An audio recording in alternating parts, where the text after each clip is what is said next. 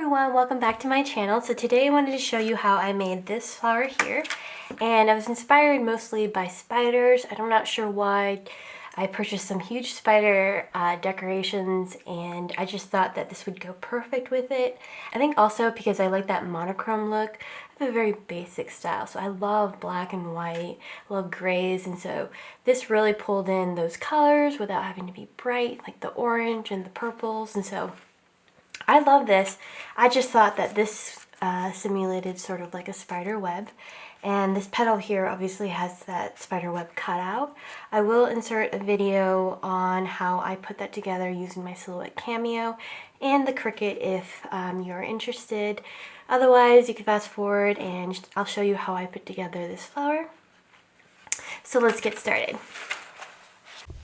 Okay, so let's start in Silhouette Studio software. I, again, mentioned many times that this is the software that I use for my machine, and I gravitate towards this first because this is what I learned how to use first. And I will later on migrate over to Cricut to show you how you can do something similar, but I'll start with Silhouette Studio. If you have a Cricut, go ahead and just fast forward to when you see the Cricut's Design Space interface.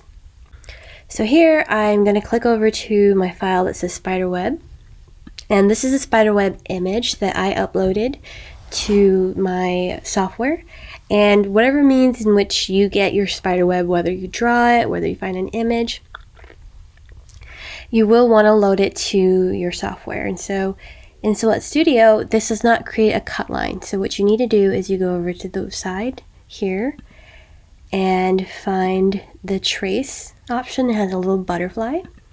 You want to hit select trace area,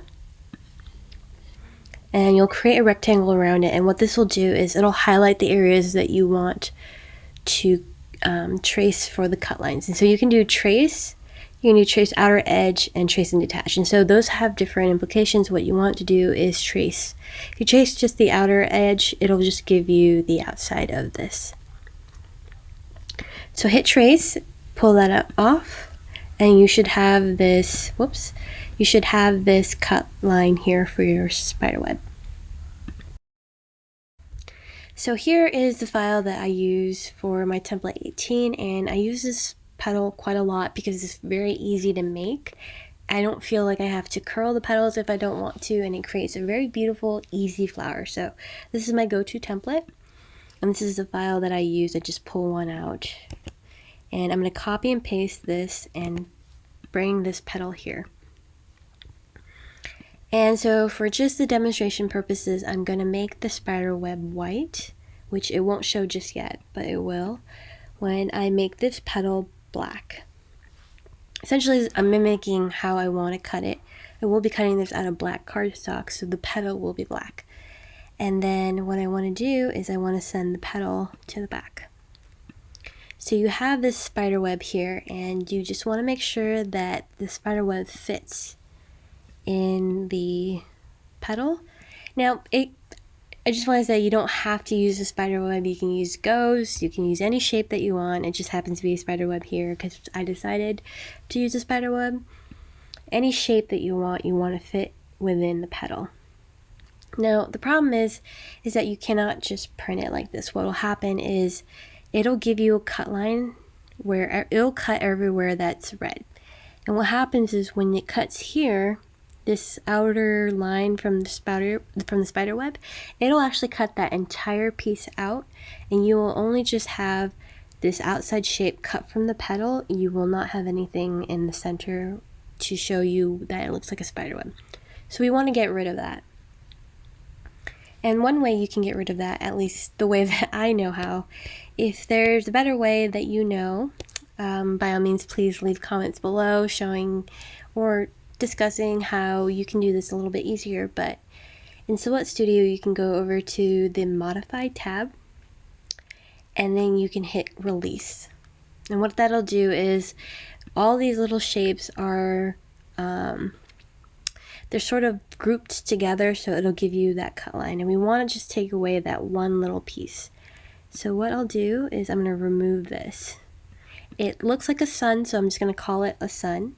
This little piece here, when you take it out, what it'll do is it'll cut all these white pieces out, but it'll save that black portion there, and it'll give you that spider web look. Without it, it'll cut. Everything you see in black is what you'll get when you cut without taking this piece out. So now that you have that, you can select all, because once you hit release, all these little pieces will float away on its own if you let it. And so when you select all of it and hit make, it'll group it together again. So now it's one fluid petal. And you can see that when it cuts, it doesn't cut one overarching piece out, and you'll get only what is left behind, which is, again, what you want. So with this petal, you can size it whatever you like. I ended up sizing it 5.5 inches wide, and I cut 6 of them out for my petal.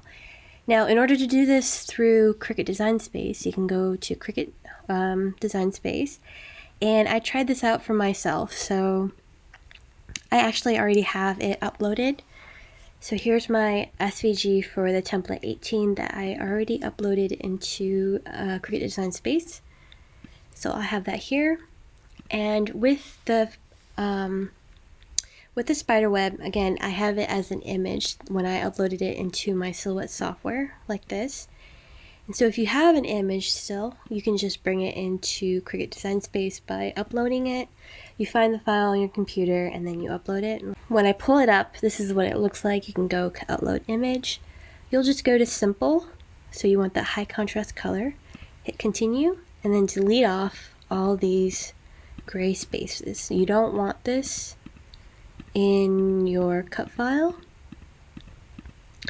And when you finish, I accidentally hit the portion I didn't want.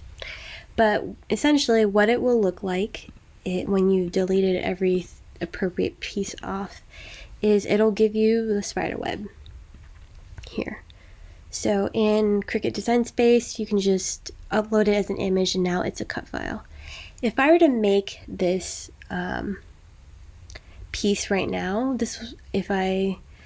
for demonstration purposes, I'll make this petal white. If I overlapped it like this, if I put the spider web into the petal, what it will give me, it's 2 separate pieces.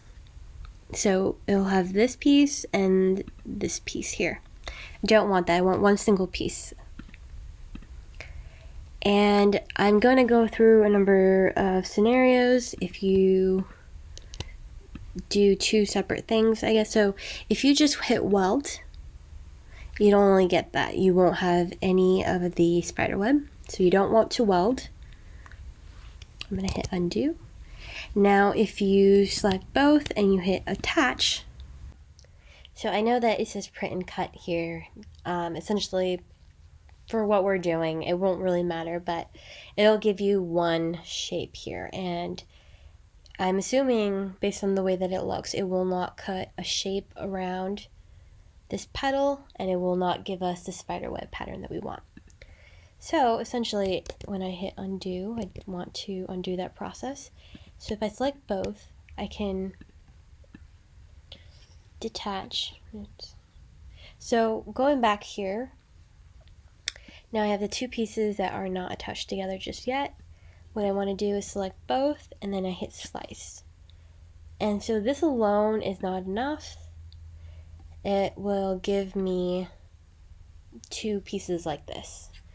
So what you can do is actually you'll pull pieces from it. There's 2 pieces that you'll pull from it. So it'll look like this. So I picked it up and I'm shaking it because that's one individual piece. You have this piece which you won't need. I'm going to delete it off. You'll have this piece which you no longer need, and you can delete that off.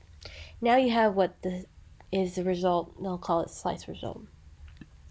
Now if you took this and you hit make, what'll happen is, again, it'll give you the shape of this petal with the entire spider web taken out. Now I'm drawing it out really slow just so that I'm hoping I'm explaining it right. you want to take that piece on the outside off, kind of like what it looks like here. You want this little sun piece gone. And so if you didn't know how to do it, I think I'm trying to explain how to do it. What you can do is you can double click on here and then hit contour. Now contour is, I guess, Cricut's way of selecting different lines that you can cut or not cut. And when I look over on this side, you see there's that little sun piece that we don't want. And it's selected here in gray. That means I don't want it, and the contour is hidden. If I click out of that, you'll see that now it gives us this shape where here is what will look like in black if we cut it out of black, and then now you'll see that all these individual pieces here will be cut out, but not this entire shape. And when you hit make, you can see that that's reflected in the shape that's left behind on the mat. So this is exactly what we want. I hope that I explained it correctly on the Cricut software. I haven't made it myself because I have a Cricut, but I have not set it up. And if you're following this process, let me know if that works for you. But this is essentially what you want, and you can cut out as many petals like this as you want, but it will give you the spider web inside. So hopefully that's helpful. I'm going to switch over to putting together the flower. So to start making this flower, these are the petals that I have and the sizes. And I'm giving you the sizes, but obviously you can make them however you like. And so I have a hexagon base here. This is 6 inches wide from this point to that point. And I use a hexagonal base, which means that I will have usually 6 petals per layer. And so I will repeat that later on, but just the hexagonal side gives me 6 petals per layer. So I have a 4.5 inch wide petal for this sort of spider web cutout. Then I have 6 petals of just in white so that I can layer this on top. And lastly, I have 6 petals each of a 5.5 inch wide petal here. So I just used that to layer the colors together. I liked it because I didn't want it to be completely white or black, so that two-tone look worked really well. And lastly, I have 2 sheets of what I call this fringe cut. It's not a true fringe, but I think that's what I call it because I have a lack of a better term. And this is 7 inches wide, and this is cut out of an 8.5 by 11 piece of paper. So this is generally larger than I normally make for my flowers, and that's what gives it that really puffy look and really tall look in the flower center. And mine is warped only because I used a new mat, and peeling that off warps the sheet, but it shouldn't make a difference. So I'm going to set this aside first. Now, to start, what I will do is actually just prep all my petals, and it usually involves prepping this petal first. These are fairly easy and straightforward. I'm going to move those up. And so with this petal, the easiest way I found to glue it is just to use a regular glue stick. And I just glued around the edges, not in the middle. I find that when I glue this piece to the white petal, it holds fairly well. I don't feel like it's flimsy and it comes off, so that's a good enough solution for me. I just take a scrap piece of paper and a regular glue stick. This one goes on purple, so I know where it goes on purple, so I know where I've glued, and it will dry clear. And it's just basically a matter of putting glue around the edges, and I use that scrap piece of paper so that I don't get glue all over my mat, and then sticking it on this petal here.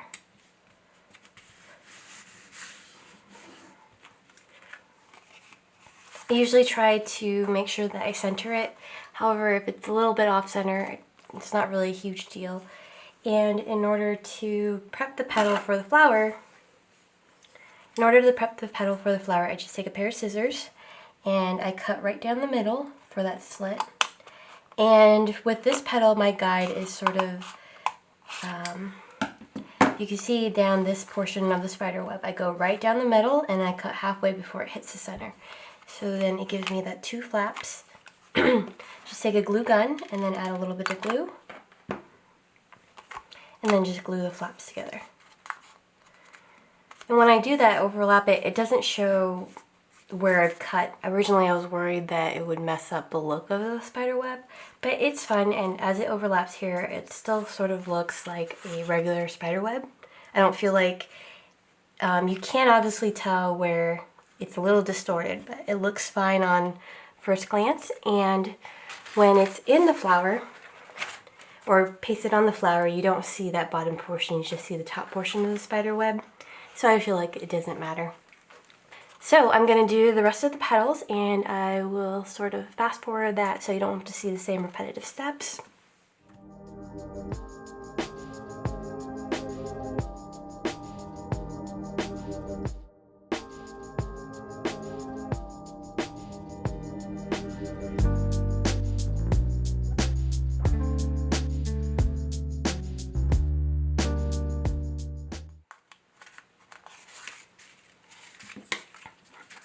Alright, now that I have my 6 petals prepped for this one, I can work on these 2 sets here.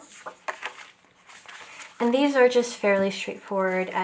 If you've watched any of my other videos, just a cut down the middle, approximately the same size between the 2, since these are the same size petals.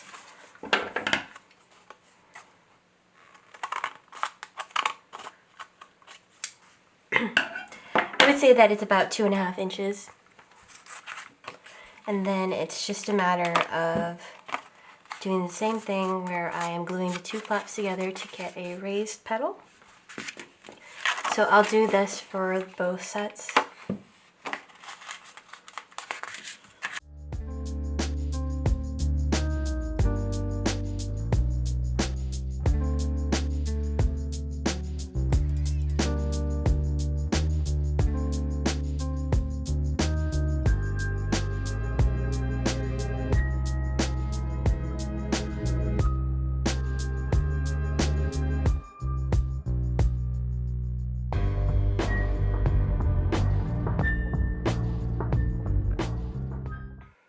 Okay, so now that we have all our petals prepped, we can glue the petals to our hexagonal base and put together our flower. So what I want to start with is I actually want to start with the white petal, and you can change the look if you'd like.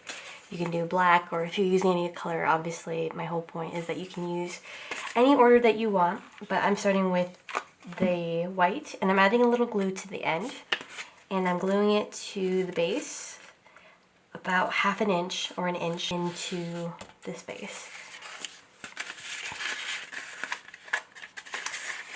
So normally I just do this, I add glue to a number of petals and then I just stick them on. That helps save a little bit of time, so you're not constantly picking up a petal, adding glue, and then gluing it down.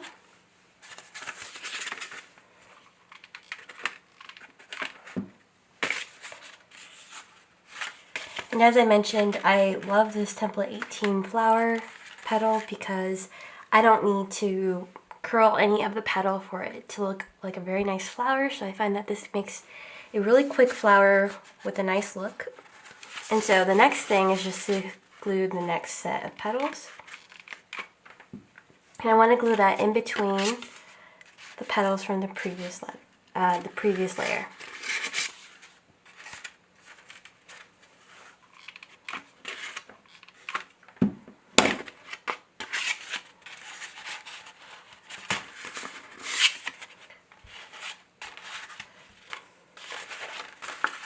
I find that when I'm trying to make holiday themed flowers, I like to use this because it goes so quickly. As you can see, I'm just adding the petals super fast, and already we have half of our flower.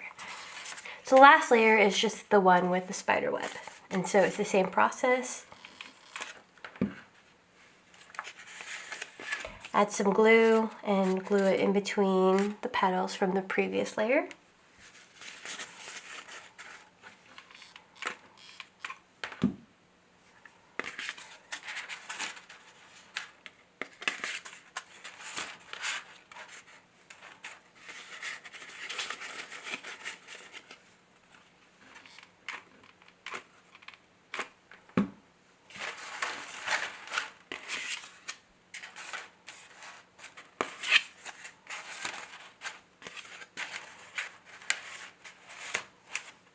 Okay, so now we have all our petals glued to the center of the flower. And one thing I want to note before I move on is that my petals are overlapping one another. As you can see, you don't see a full petal. Now, I wanted it this way. I like the way that looks. If you don't want it that way, I would suggest using a wider hexagon.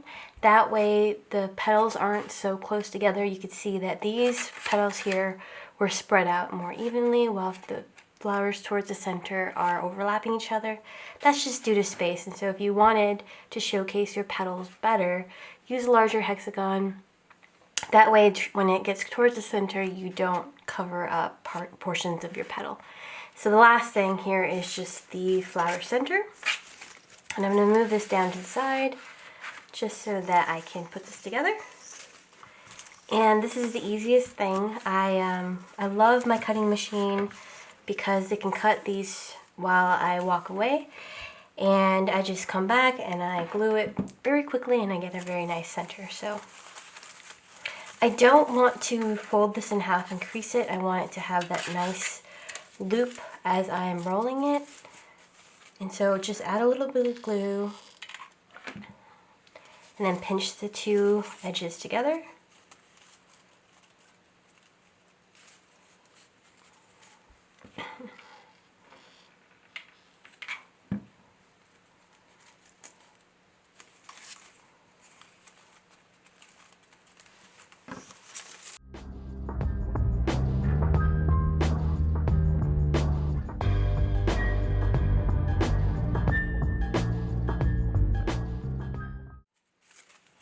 Okay, so now that I have these two pieces glued together, what I like to do is just sort of manipulate it just a little bit where I had glued it. That way I can roll it easier and feel that this makes it more pliable. Because of the glue that we added, sometimes it becomes a little bit hard to roll. And the tighter that you roll your center, I think the easier it is to make it and glue it later on so it doesn't come undone. So just to start rolling, I'm going to flip it so that you can see. I like to just press it as close towards the center as I can, get as tight of a roll as possible. And then just add a little bit of glue and keep going. So I'm going to intermittently add small amounts of glue so that it holds where I've rolled, but then I'm going to avoid adding too much glue so that I don't have a warped center. I find that when I add too much glue, it becomes harder and harder to roll as the flower center gets bigger. Sometimes it becomes too loose, and it can be hard to keep the flower center together.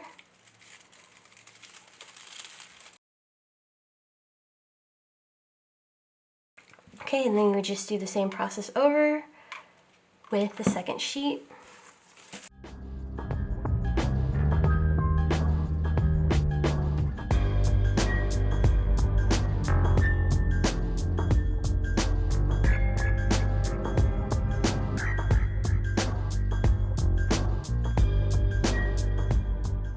Okay, so as I hope you can tell, the center is very tightly wound, and I love that. That's perfect. And that's achieved by adding the least amount of glue as you can while gluing intermittently. And so this is my nice big poofy center. I'm going to shape it just a little bit, but I'm going to add the glue in the middle. I want to add enough that I know it's going to stick and not fall off. And just pop that right into the center. Usually I like to dig my fingers inside and just press it down. You don't want to press it down with your palm too much. It might flatten out the center a little bit. But holding that for just a few seconds should work just fine. And there is this flower, and I thought about putting spiders in the center, like not real spiders, but you can put plastic spiders or spiders that you cut out of cardstock right in the middle. I haven't thought whether I would like that or not. I might add it later, but it's enough to know that for me, I guess, that it resembles a spider web. And in terms of hanging it, for Halloween, it's just such a small time that it would be hanging up on my walls that I actually used a piece of this floral wire, and I normally cut it in half, so I'll do that really quick. So I cut it half with a pair of wire cutters. All I do is I just fold it in half. I'm not sure if that's showing how you do that. So this piece of wire, I just take it, fold it in half, allow a loop, and then I just twist. Like that. And if you wanted to know the length, it's about 5 inches or so. I usually just take a regular piece of the full length. I think it's 18 gauge. Cut it in 4 pieces, and then as long as the loop's large enough, it should be fine. So I usually take this and I glue this to the back of the flower, and I use a command strip hook to hang the flower onto the wall. And at the end, when I'm done using it, I could just pull the command strip off cleanly off the wall and then pack it up. So I'm going to glue this really quickly. Now what I do is I actually put this, for a flower like this, I like to have the hook that I'm using on a side here like that, where there is a petal sticking straight up. So it really doesn't matter what orientation, because in this flower there are a lot of petals that stick straight up. What I want to avoid is putting it here, because I feel like it's easier to hang flowers when it's this orientation, because flowers, like a nice round flower, can sit here easily. If you have it pointed, sometimes you'll have a round flower here and then there's some extra space in between your flower set. So that's just something small to note. What I do is I take a piece of paper and I cut out a small circle. So this is going to look rough. Normally I use my Silhouette Cameo to cut out circles because I like the nice circle that it usually cuts out versus mine. Let me see if I could. So here's my circle, and all I do is I add glue to this hook here, and then I add glue around the circle. And then I just plop that right on. So what I'll do as it's drying is I'll bend this hook up towards me, so that way later on when it's dried I can hang it very easily and position it. So I'll let that dry.